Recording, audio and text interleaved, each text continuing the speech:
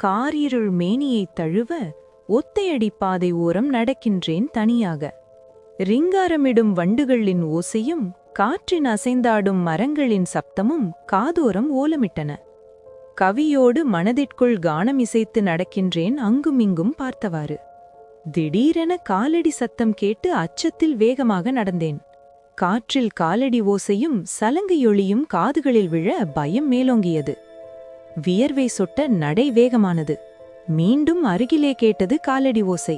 இதயத் துடிப்பு பலமடங்கானது. திடீரென தூரத்தில் ஏதோ உருவம் தெரிந்தது. துணைக்கு ஆள் கிடைத்து விட்டதே என்று வேகமாக நடந்தேன்.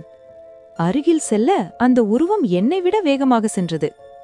என்னை விட ரொம்ப பயந்தவங்க போல. ஹலோ, யாரு? நில்லுங்க, நானும் வாரேன் என்றேன். திடீரென மறைந்து போனது. எங்க போனாங்க? ஆள காணல.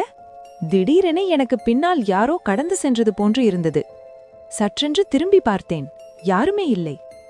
ஐயோ, அப்பவே வீட்டை போயிருக்கணும், எதுக்கு தேவையில்லாத வேலை என்று நடக்க ஆரம்பித்தேன். ஒரு மரத்தடியில் ஒரு பெண் நின்று அழுது கொண்டிருந்தாள். யார் இது இந்த நேரத்துல அழுதுட்டு இருக்கிறது? அருகில் சென்றேன்.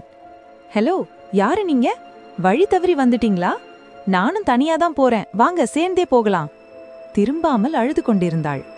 ஹலோ, என்னங்க இவ்ளோ பேசுற, அழுதுட்டு இருக்கீங்க? எதுக்காக அழுறீங்க? கேட்டவுடன் திரும்பினாள். அம்மா, பேய்! எருமை எருமை, எப்ப பாரு பேய் கதையை எழுத வேண்டியது, நைட்ல பேய் படத்தை பார்த்துட்டு கனவுல கத்துறது, இதுவே உனக்கு வேலையா போயிட்டுன? எந்திரிச்சு மூஞ்சி கழுவிக்கு வந்து படுடா என்றாள் அம்மா. ஆத்தி, கனவா? செம்ம பிகரா இருக்கும்னு பார்த்தா பேய்! அடச்ச என்று முகம் கழுவச் சென்றேன்.